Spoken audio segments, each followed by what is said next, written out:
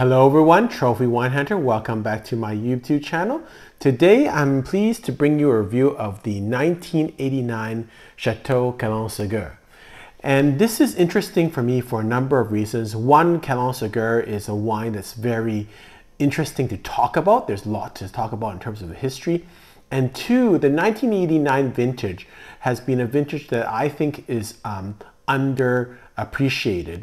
And I've been going back and forth. Maybe I was wrong, but this tasting confirmed to me that actually it is a vintage that you should really look out for and probably is not really appreciated the way it should be. All right, let's get to the winery first. So Calon Segur has a long history. It probably existed since 1147, and the name came from a couple of people that owned it. So originally it was owned by the Monseigneur de Calon, who was a bishop. And then eventually the property was owned by Nicolas Alexandre de Segur. So that's where you get the Calon Segur. And at one time it was owned by Marquis de Segur. And he's a famous person, and you'll see his name all over the place in the history of Bordeaux. Because at one time, Calon Segur, or the person that owned Calon Segur, owned also the lands that are nowadays Chateau Lafite, Chateau Latour, and also parts of Mouton. So he is actually credited, this Marquis de Segur is the person that supposedly said that I make my wines at Lafite and Latour, but my heart is with Calon. And that's why you see on the label this heart on the label. In 1855, it was rated as a third growth wine, and in 1894, it was purchased by George Gasqueton and Charles Hanappier. So Mr. Hanappier was a large negociant, and the Gasqueton family actually managed the estate till 2012. In 2012, it was purchased by a large insurance conglomerate called Suravenir. And there was a bit of ownership taken by Jean-Pierre Moueix of Petrus and Duclot, which is, if you see sometimes there's these collection of wines, that's the Duclot collection, where they have like 9 of the best bottles in Bordeaux. They're kind of a big negociant, so they have a small stake in that. Once the new ownership, this insurance company who has lots of money, took over Calon Segur, they took a extensive renovation program, and that means not only the renovation of the winemaking facilities and the chateau, but also the grapes. And that bodes very, very well for Calon Segur. And I think as you've seen in the last couple of vintages, they've had very strong vintages. I think that will continue because of in this new economy, we see that there's always people that are renovating. You have to continue to innovate, and that takes a lot of money. And so you have to have deep pockets. And now Calon Segur in these hands are going to have all the advantages, and so they should be able to really take advantage of, because historically this site has had great terroir.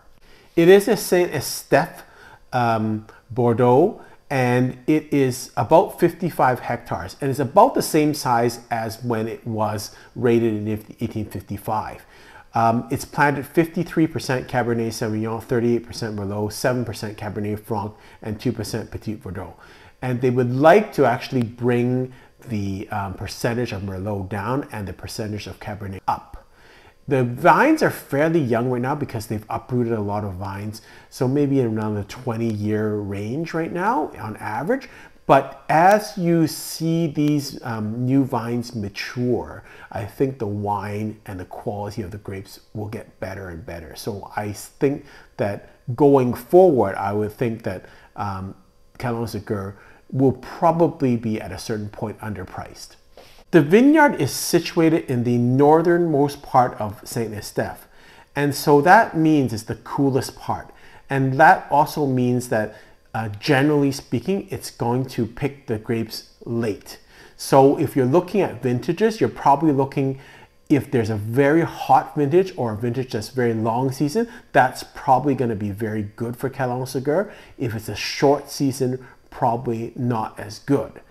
So they should, in my mind, they should really benefit from really great vintages, and maybe on the off vintages might be not as good. That's just my theoretical thinking about the things.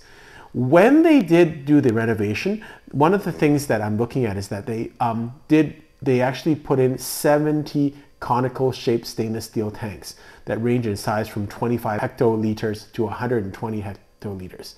And so that allows for parcel by parcel vinification.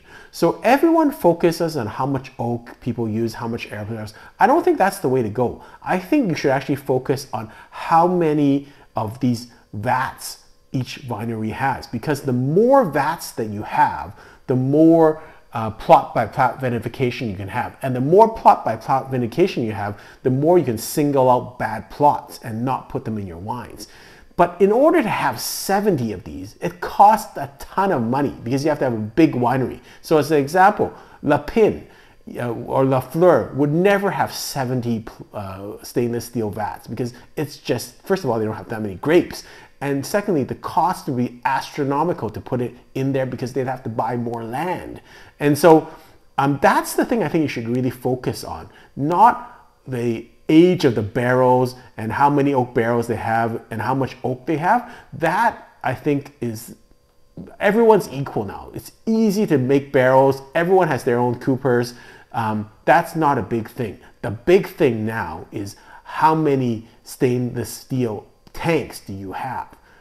That is a real key question or key fact to know about wineries. The production of Calon Segur is about 20,000 cases of wine per year. It might go up because they've actually realized that over the years, they have actually not put very many grapes per hectare. So they could actually put a little bit more grapes per hectare, and so that should actually increase the amount of production they have over the next couple of years. When we talk about Calon Segur, it's this wine is totally different than what you'll drink today. So starting when the new insurance company took over, there is definitely a different style of the wine, and the direction changed under Laurent Duclot, and you have a much softer, riper, fruit-forward wine. In general, Calon Segur was known for its austerity, and it was built for aging. And so it was a classic claret. And this really distinguishes old Bordeaux to new Bordeaux. So you cannot talk about a wine like Lafite or Lynch-Bages and say generally it tastes like that. There's no generality because as the ages change, stylistically, the taste of consumers have changed and also the winemakers have changed. And so that creates a difference in the actual production of the wine, although the overlying or the underlying characteristic and the philosophy of the wine may not change. So that's very important to understand, that when you drink older wines, it is a totally different experience than modern wines. So here is the cork. And again, it looks like a regular cork, 1989. But what was surprising was it says Rebouché in 2009. And that's why it's such a clean cork. And really, I'm quite surprised and delighted. So here is the Calon Segur. Here's the winery, the heart from Saint Estephe, 1989. Nothing on the back other than you can see it's 12.5% alcohol. Here is the wine itself, and you'll see color is kind of on the brownish side, so it's fully mature. You can see this is a fully mature wine. I think it's still got some life, but getting to, I would drink up on this wine. You can see a little bit of brownness in it. In general, these wines in the 80s were much more woodier and oakier, and the wines of the 2000s were much more fruit forward. In addition, the alcohol content was much lower, and you would see a little bit more herbal elements to the older wines. So that's just the stylistic approach. The 1989 vintage, and this is a very useful in terms of we have to go back in time. Okay, so we're not talking about modern day Calon Segur, which I will hope to drink in the future.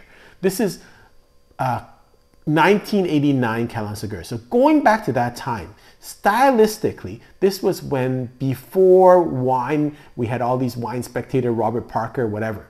So in that age, wines were drunk a little bit more relaxed in terms of the pace. People didn't have access to all these wines all over the world. So they actually, when they got a bottle like Calon Segur, you know, they really cherished it, put it in their cellar. Nowadays, we can go on the internet and buy wines. We can fly to different places to get wines.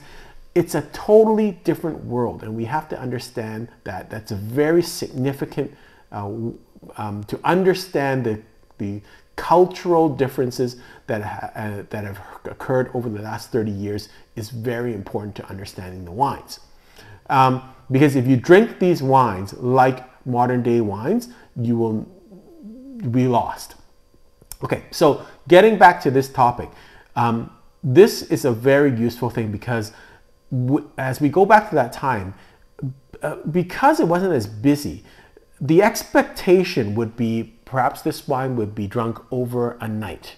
Like this would be one wine and people would enjoy it over several hours. I mean, 6 hours. Nowadays, we have dinners, we're in a rush. You know, I want my dinner to be done in 2 hours. I want everything double decanted so I can get out of here.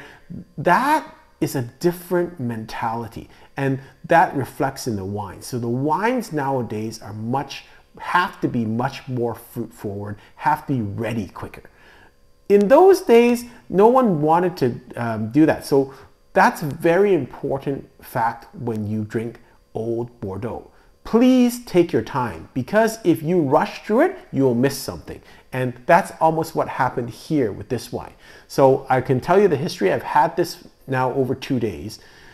When I first opened this wine, very oaky, not a lot of fruit.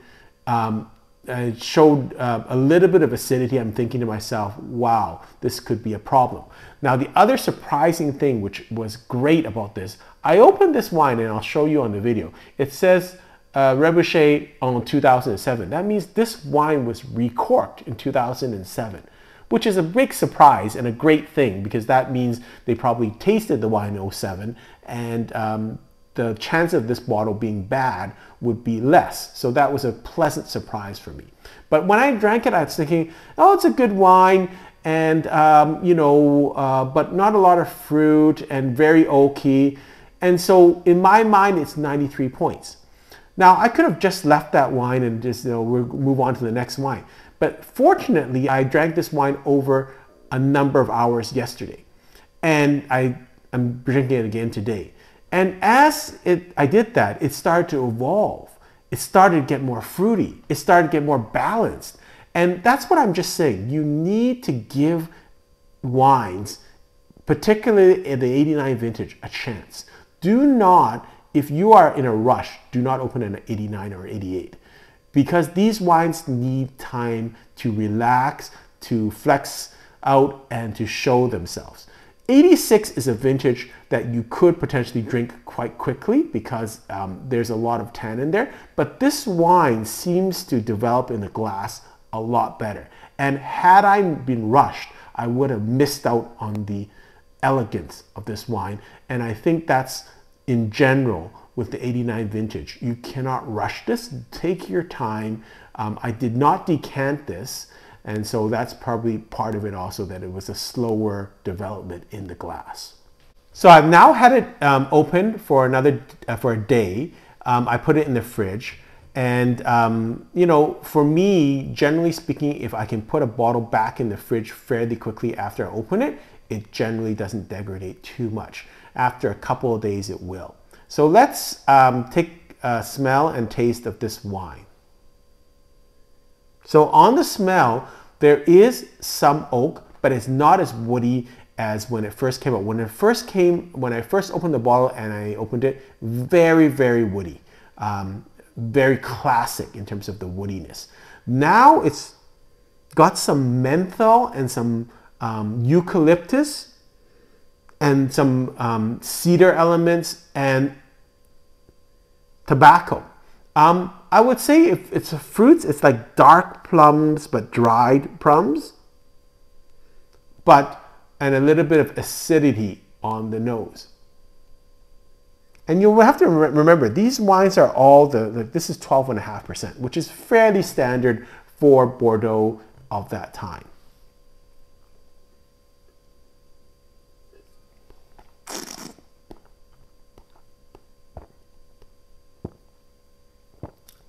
So on the taste, it's delicious. It's got a little bit of prunes and figs, more on the dry side, not like ripe fruit, but almost like dried figs, and dried plums, dried prunes.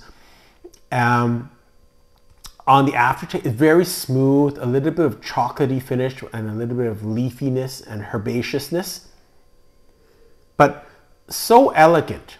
This is classic 80s Bordeaux, and not over oaked, very slightly oaked when you age it or when you let it breathe correctly. At first it is a bunch of oak, and so I really recommend with the 88 and 89 vintages really taking your time. And this is how it was meant to be drunk. Again, we have to go back historically. People didn't drink 8 bottles a night. They didn't have access to all these wines. They cherished these wines, and so when they opened a bottle, it was 1 bottle over a night, not 5 or 6 or 7 bottles, a night, because there was no such selection, and there was no way to rate things. There's no videos, so people just had to make their own minds, and therefore, I think they were much more. They treated this more as precious.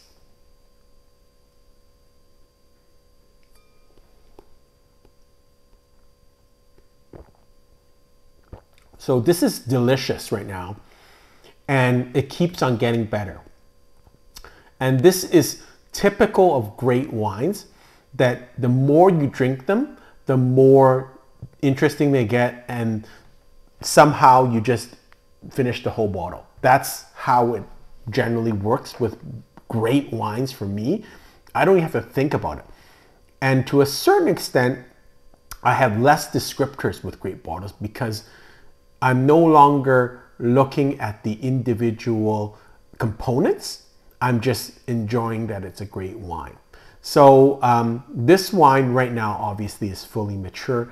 I'm not sure it could go a lot longer. It's tasting perfect right now. So I don't know how long more it would go, but right now it's great. So I'm gonna give this 95 points. Spectacular wine right now. Spectacular example of older Calon Segur.